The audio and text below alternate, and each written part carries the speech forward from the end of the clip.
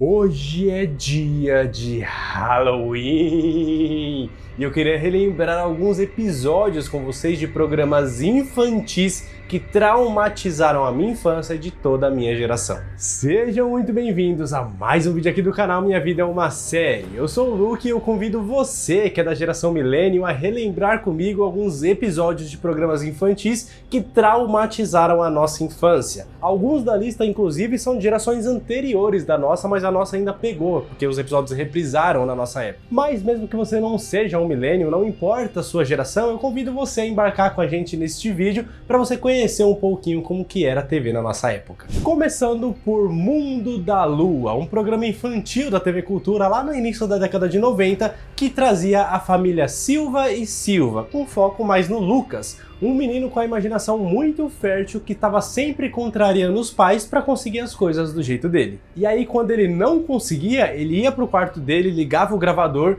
e começava a imaginar, a contar uma história imaginativa de como seriam as coisas naquele momento se acontecessem da forma que ele queria que acontecesse. Falando diretamente do mundo da lua, onde tudo pode acontecer.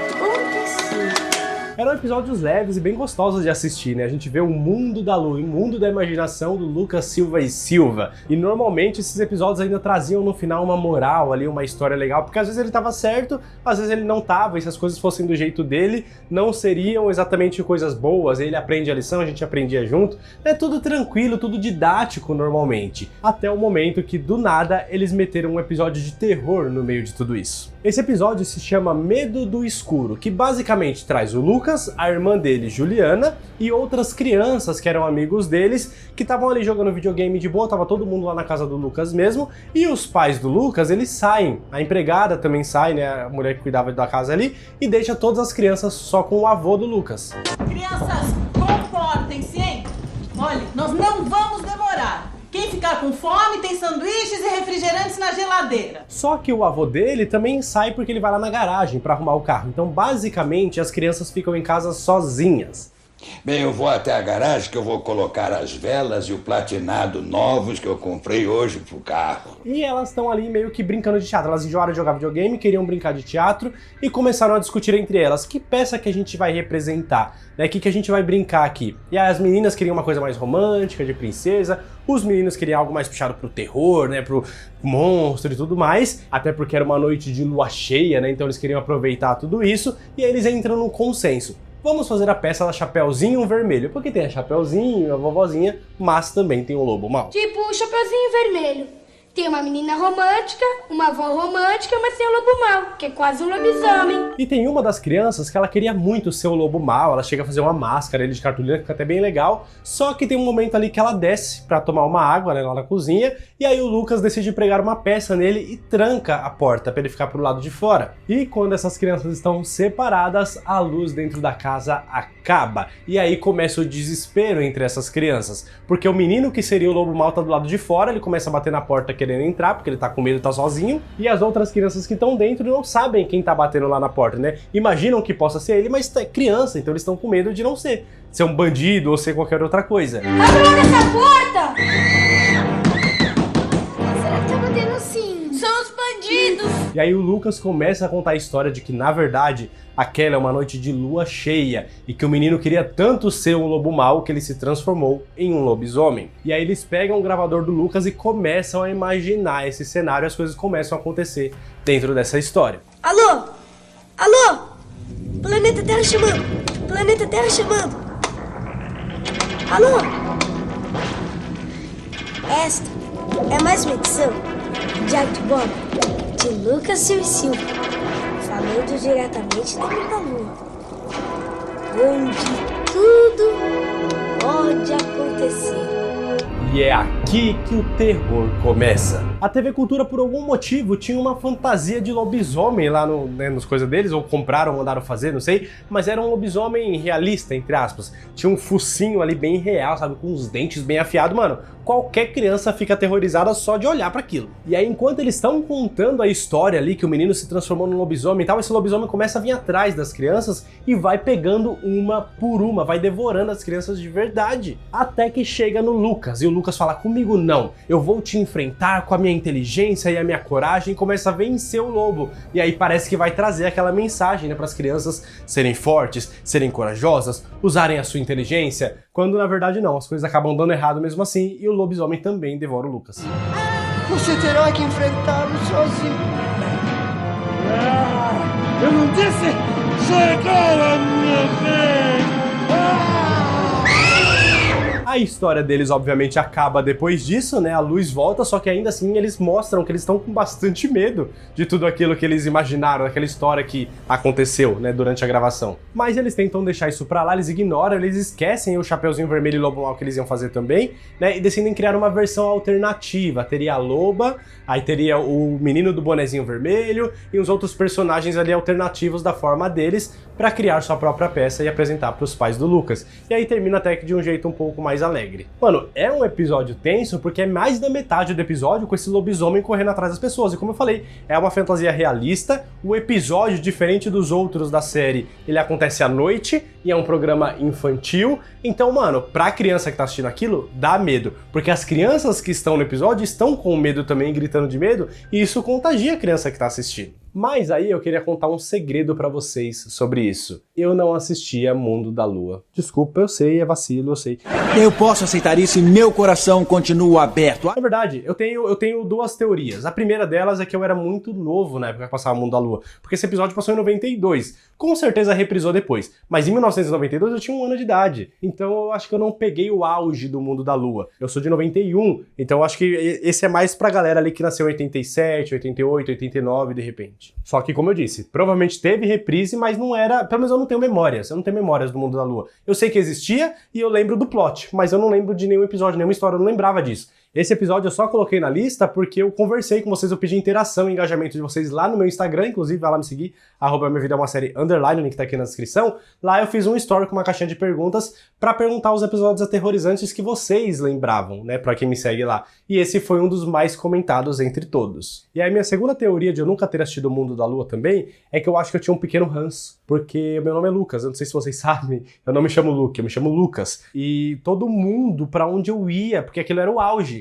Então qualquer escola, qualquer festa, qualquer lugar, as crianças, os adultos, todo mundo me chamava de Lucas Silva e Silva. E eu não gostava, tipo, não era meu nome, tá ligado? Não é que eu me sentia ofendido, mas não era meu nome. Eu não queria que me chamassem daquela forma. E aí, não sei, talvez eu tenha pego um ranço do personagem, da história e deixei pra lá, ignorava e não assistia. Não sei, é só uma teoria, eu realmente não lembro, mas eu lembro que eu não gostava de ser chamado dessa forma. E em todo caso, esse episódio é tenso, eu reassisti todos os episódios dessa lista aqui, eu reassisti antes de fazer esse vídeo, e mano, é meio tenso sim, e eu fiquei me imaginando sendo criança assistindo ele, com certeza eu teria ficado com medo. Ele tá disponível completo no YouTube, só procura lá Mundo da Lua, Medo do Escuro, é o episódio 15. Caso você queira relembrar essa história, reassistir, ou de repente traumatizar uma criança da nova geração, esse é o episódio perfeito. Continuando aqui a nossa lista de traumas, era muito gostoso, uma coisa que tinha muito na minha geração, não sei como é que é hoje em dia, mas é que na minha época, gente, não existia streaming. Malemar existia TV a cabo. Pra quem é da minha classe social, que no caso é pobre, né, a gente é conhecido como pobre, Não se pode desistir da pobreza. eu tinha que assistir o que tinha na TV, né? E era muito gostoso quando tava passando programas que passavam desenhos. Tipo TV Globinho, Bom Dia e Companhia, essas coisas assim. Então tinha momentos que era 2, 3 horas ali passando desenho e era muito gostoso, principalmente nos finais de semana, que às vezes os programas eram até maiores. Então era muito legal quando a gente ficava lá assistindo Tom e Jerry, Pica-Pau, Piu Piu e Frajola, exceto quando até esses desenhos decidiam traumatizar a gente. Quem não lembra do episódio quando o Piu Piu tava correndo do Frajola e ele decidiu se esconder em um frasco de uma poção ali do Dr. Hyde. Só que esse Dr. Hyde tinha feito essa poção pra ele se tornar um monstro. E aí o Piu Piu entrou lá e se tornou um monstro também. E ele ficou gigante e ele começou a perseguir o Frajola. E não que o Frajola não merecesse, né? Porque ele sempre perseguiu o Piu Piu. É bom ele ser perseguido de vez em quando pra ele experimentar do próprio veneno. Só que, mano, o Piu Piu ficou gigante. Ele ficou com uma aparência muito esquisita, com a cara de maluco, psicopata. E aquilo pra uma criança que tá acostumado com o Piu Piu bonitinho ali, delicadinho, mano, aquilo foi assustador. Tanto que isso é uma memória até hoje. Pra quem assistiu esse episódio quando era criança, se você for assistir agora, você fala, não dá tanto medo assim. Vai, você tá vendo as imagens aí? Você deve estar com esse pensamento. Mas pra uma criança tipo, de pouquinhas idades, na primeira infância, ali até os 6, 7 anos de idade, mano, aquilo dava medo sim. Eu não sei pras crianças de hoje em dia, mas pras crianças daquela época, a gente traz o trauma disso até hoje. E aliás, fica uma curiosidade aqui, parece que esse episódio, ele é da década de 60, por isso que eu falo que tem episódios aqui que é das gerações anteriores, né? Então, outras crianças devem ter sido traumatizadas por esse episódio também. E ele é inspirado na história do livro do Médico e o Monstro, que traz um médico também que cria uma poção ali, toda vez que ele bebe, ele se transforma, ele libera um monstro dentro dele, né? Tipo uma outra personalidade monstruosa, que é meio que uma crítica falando ali que o pior da gente às vezes vem de dentro, né? Então teve uma leve inspiração pra isso acontecer, e no próprio desenho do Piu Piu mostra um doutor ali tomando e virando um monstro, então por isso que tem essa pequena referência. E aí no final desse episódio, o Piu Piu gigante, ele chega a engolir o Frajola, mas o Frajola ainda consegue escapar, só que, mano, ele fica tão traumatizado que mesmo depois que ele acorda e percebe que tudo aquilo era um sonho, ele continua morrendo de medo do Piu Piu.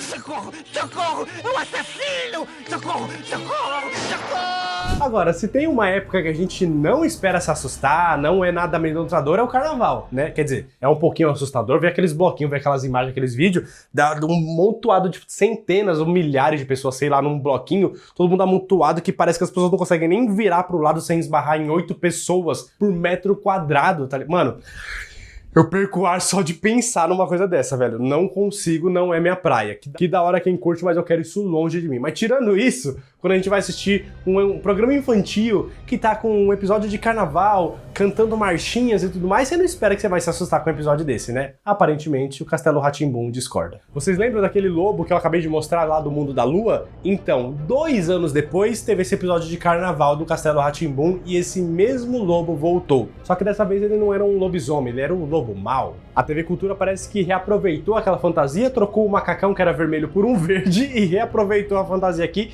para traumatizar novas crianças que não assistiam o Mundo da Lua e assistiram Castelo Rá-Tim-Bum. E é aí que eu me encaixo, porque eu era fã de Castelo Rá-Tim-Bum. E o episódio aqui, ele me parece ser menos assustador, mas ele é muito, muito, muito tenso e difícil de assistir e tão traumatizante quanto. Porque ele não trabalha tanto no horror, né, no medo, no slasher, né, que é um assassino correndo atrás das vítimas e tudo mais, como foi lá em Mundo da Lua. Aqui é muito mais na tensão, no suspense, de você ver aquele lobo mau, ele meio que observando as pessoas. Porque o que acontece? Esse é um episódio de carnaval, como eu disse, e no início, o Nino, ele tá ali preparando o café da manhã, conversando com o tio Vitor, e conversando sobre as fantasias que eles vão usar, porque vai ter um desfile de fantasia do castelo, né, eles vão fazer uma festa lá no castelo, e o Nino tá empolgado, porque ele quer, né, tá decidindo, né, qual fantasia que ele vai usar. Só que ele tá fazendo o café da manhã mexendo no liquidificador e o tio Vitor não tá ouvindo ele direito e ele não tá ouvindo o tio Vitor direito. Então cada um tá numa conversa diferente. E aí o tio Vitor acaba lendo uma notícia de que o lobo mau fugiu do zoológico. E aí ele entende que na verdade o tio Vitor vai usar uma fantasia de lobo mau. Nino, você leu o que está escrito aqui no jornal? O lobo mau fugiu outra vez do zoológico. Então eles ficam meio que com a conversa atravessada, com umas informações perdidas ali, causa uma confusão. Eu perguntei! Eu já disse, Nino, o lobo mau. Lobo mau, excelente ideia para uma fantasia! Aliás, eu queria só abrir um parênteses aqui. O que aconteceu com o Castelo Rá-Tim-Bum, com o escritor desse episódio, que achou normal colocar no jornal: um lobo mau fugiu do zoológico. Que zoológico é esse que tem um lobo mau numa jaula? Mas enfim, né? É um mundo de fantasia, né? São bruxos, o Nino tem 300 anos e é uma criança, então um lobo mau no zoológico é o menor dos problemas. Voltando então agora pra história do episódio, o Nino, ele tá ali empolgado, só que ao mesmo tempo preocupado, porque ele não consegue pensar numa fantasia legal pra vestir. E tipo, ele gostou muito da ideia do tio Vitor de se fantasiar de lobo mau. E ele ficava admirando as fantasias de todo mundo, da Celeste, do pessoal do castelo e dos amigos dele, da Biba, do Pedro e do Zequinha. Vocês estão estupendos! Então, por conta de tudo isso, por conta de toda essa confusão, o lobo mau ele acaba chegando no castelo e todo mundo acha que ele é o tio Vitor, todo mundo que encontra com ele acha que é o tio Vitor. Então ele consegue entrar, o porteiro abre as portas pra ele e ele vai se escondendo, vai observando as pessoas ali, sabe? Vai ficando de fundo, fugindo. E toda vez que alguém consegue ver ele, fala: oi, tio Vitor. Então ele meio que se safa, né? Ninguém corre dele, ao mesmo tempo ninguém denuncia também. Só que pra nós, que somos crianças, que a gente sabe que aquele é o lobo mau mal de verdade, mano, a gente fica desesperado. Fala, não, gente, não é o tio Victor, sai daí, foge daí, porque esse é o lobo mal de verdade que fugiu do zoológico. Ai, pare com isso, Dr. Victor, dá medo! Mano, isso dá um desespero, porque como eu falei, é um episódio que ele trabalha essa tensão, esse suspense, e pra gente que sabe da verdade, nós sendo crianças, é um desespero. Diferente do mundo da Lua, que ele tava devorando as crianças, aqui a gente fica com medo dele devorar os personagens também, a gente não pode fazer nada pra ajudar. E aí vai chegando mais pro final da história desse episódio, o Nino ele consegue decidir a fantasia dele, ele se fantasia de tio Victor, e aí eles começam a fazer o desfile das fantasias. Todo mundo vai desfilando e tal, tudo mais, e aí quando termina, do nada o lobo aparece. Todo mundo fala, ô tio Victor, sua fantasia tá incrível e tal, não sei o que. E aí eles encontram um jornal falando que o lobo mau fugiu do zoológico. E aí eles olham e falam, puta, esse não é o tio Victor, esse é o lobo mau. E todo mundo começa a correr, e aí o lobo mau vai correndo atrás deles. E esse momento, por incrível que pareça, talvez seja o menos assustador, porque eles colocaram uma trilha sonora ali mais bobinha, acho que justamente pra não assustar mais as crianças que já estavam traumatizadas naquele ponto. Só que eles vão correndo, e o lobo mau vai correndo atrás deles, e quando tá quase alcançando, o tio Victor chega e raios e trovões e transforma o lobo mau em um pequeno cachorrinho.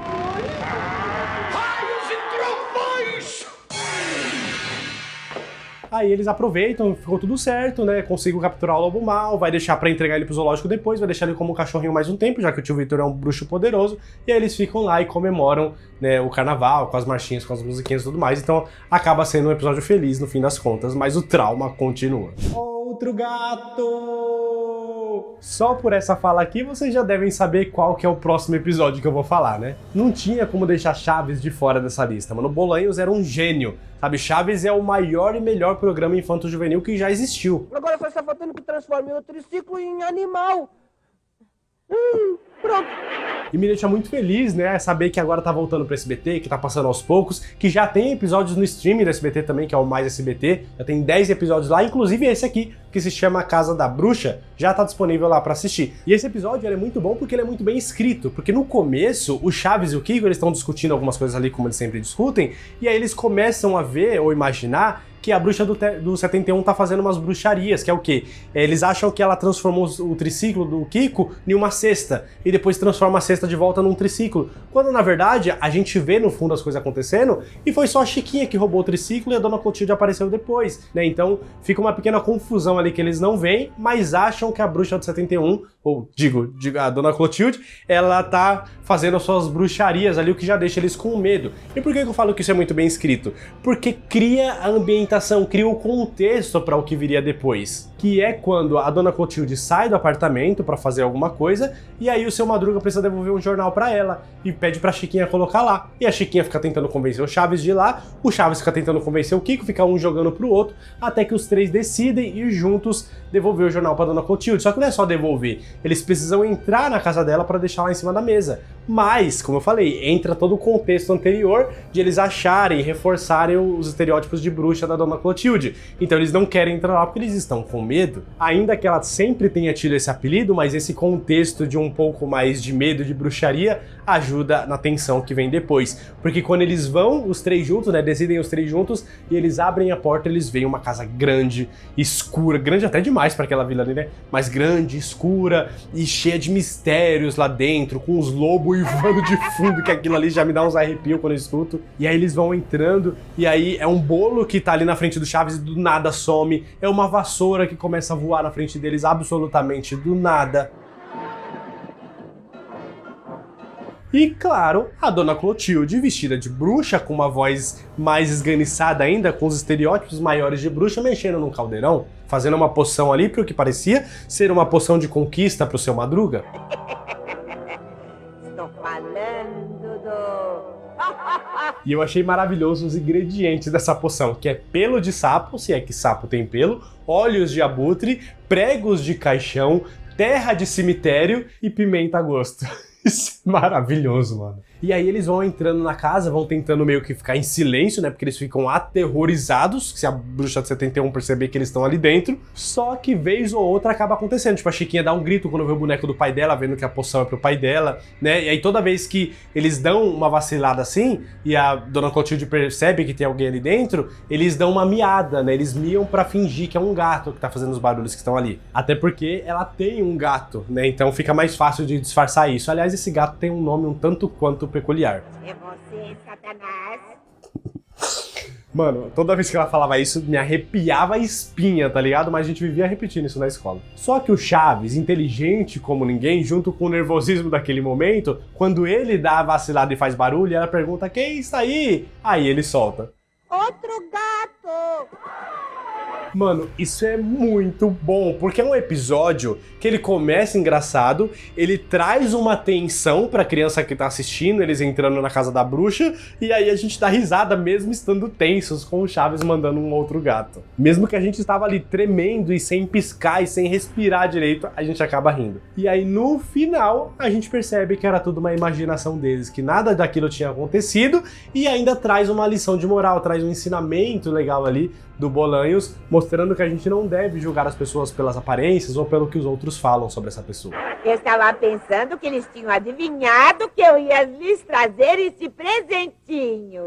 Bom, é assim, gente, eu sei que tiveram vários outros episódios de vários outros programas que vocês foram mandando lá no Instagram também, e eu posso até fazer uma parte 2, se vocês quiserem um dia. Eu só queria deixar uma menção honrosa aqui pra Coragem, o Cão Covarde, que é uma animação que todos os episódios dão medo, né? E aí eu não consegui selecionar um pra já colocar aqui, até porque esse vídeo já ficou meio longo. Então por isso que eu poderia fazer uma parte 2 se vocês quiserem. Se tiver bastante engajamento, curtida, inscrição através desse vídeo, muitos comentários, eu posso trazer uma parte 2. Mas eu queria deixar essa menção honrosa aqui, a Coragem, o Cão Covarde, que me deixava morrendo de medo em todos os episódios. Ah, e tem também Simpsons, né? Até a camiseta aqui que eu tô usando, tem vários episódios de Halloween muito bons, uns inclusive que dão bastante medo. Eu poderia fazer uma lista só de Simpsons tranquilamente. Mas vai ficar para outros vídeos, depende de vocês, se vocês realmente querem esse tipo de vídeo. Por enquanto, eu quero saber de você, que viu o vídeo até o final. Você viu esses episódios que eu te falei? Você lembra de ter ficado com medo deles? Você que não viu esses episódios, que não é dessa época, mas tá vendo esse vídeo aqui, acha que é besteira a gente ter ficado com medo? Porque não parece tão amedrontador hoje em dia, né? Mas na época foi, te garanto. E também deixa aqui nos comentários se faltou algum episódio ou sugestões de outros episódios, caso eu vá fazer uma parte 2. Vai deixando aqui nos comentários, compartilha esse vídeo, principalmente você que é millennial, compartilha esse vídeo com outros da nossa geração aí, pra eles também relembrarem esses episódios assustadores e traumatizantes, pra gente compartilhar desse trauma todos juntos. Muito obrigado por ter visto o vídeo até o final, até a próxima. Valeu!